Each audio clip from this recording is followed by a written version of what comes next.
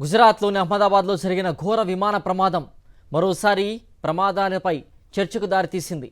Air ఇండియాకు చెందిన ఓ విమానం 242 మంది ప్రయాణికులతో టేకాఫ్ అయిన కొద్ది క్షణాలకి కుప్పకూలడంతో విమాన ప్రయాణాల భద్రతపై అనుమానాలు రేకెత్తుతున్నాయి. భారత విమానయాన రంగంలో జరిగిన అతిపెద్ద ప్రమాదాల్లో కొన్ని ఇప్పుడు చూద్దాం. 1996 హర్యానా విమాన ప్రమాదం, 349 మంది మృతి. హర్యానాలోని చర్కీ దాద్రి సమీపంలో జరిగిన ప్రమాదంలో సౌదీ అరేబియాకు చెందిన ఎయిర్లైన్స్ బోయింగ్ విమానం, కజకిస్తాన్కు చెందిన విమానం గాల్లోనే ఢీకొట్టాయి.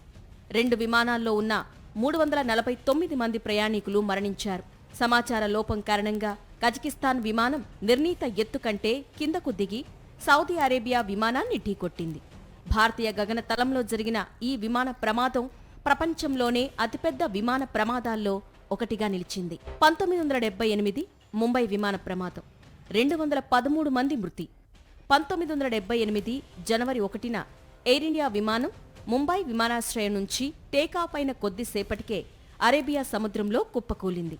ఈ ప్రమాదంలో 213 మంది మృతి చెందారు. మంగళూరు విమాన ప్రమాదం, 158 మంది మృతి. 2010 మే 22న మంగళూరు అంతర్జాతీయ విమానాశ్రయంలో ఎయిర్ ఇండియా విమానం ప్రమాదానికి గురైంది. భారతదేశంలోని అత్యంత ఘోరమైన విమాన ప్రమాదం ఇదే. దుబాయ్ నుంచి మంగళూరుకు వస్తున్న ఈ విమానం రన్వేపై సకాలంలో ఆగలేకపోయింది.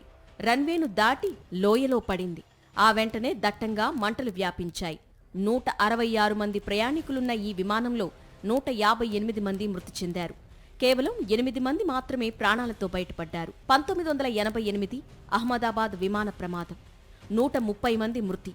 1988 అక్టోబర్ 19న ఇండియన్ ఎయిర్లైన్స్ విమానం అహ్మదాబాద్ సమీపంలో కుప్పకూలింది. ఈ ప్రమాదంలో 130 మంది మరణించారు. భారతదేశంలో జరిగిన అతిపెద్ద విమాన ప్రమాదాల్లో ఒకటిగా ఇది నిలిచిపోయింది.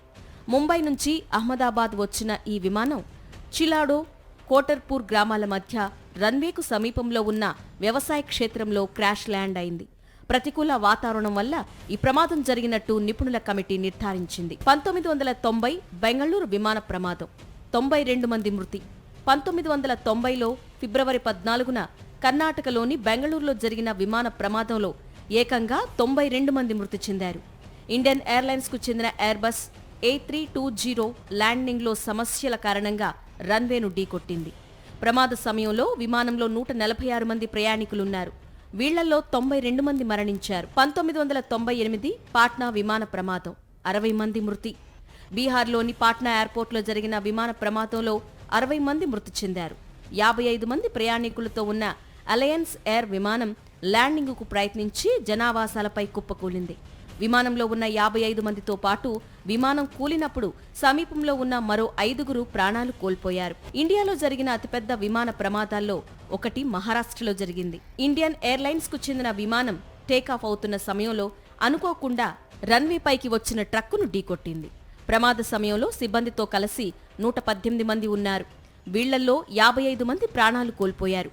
కరోనా కారణంగా విదేశాల్లో చిక్కుకున్న భారతీయులను స్వదేశానికి తీసుకొచ్చేందుకు వందే భారత్ మిషన్ కింద ఎయిర్ ఇండియాకు చెందిన బోయింగ్ విమానం దుబాయ్ నుంచి కోజికోడ్కు వచ్చింది. భారీ వర్షం కారణంగా కోజికోడ్ రన్వేపై దిగడానికి ప్రయత్నించినప్పుడు విమానం ప్రమాదానికి గురైంది.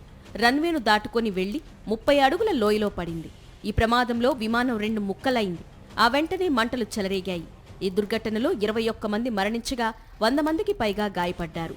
2020 ఆగస్టు 7న జరిగిన ఈ ప్రమాదం తర్వాత మళ్లీ అంత పెద్ద ప్రమాదం ఇండియాలో చోటు చేసుకోలేదు. ఇప్పుడు అహ్మదాబాద్లో జరిగిన ఈ ప్రమాదమే ఈ 5 ఏళ్లలో అతిపెద్ద దుర్ఘటన.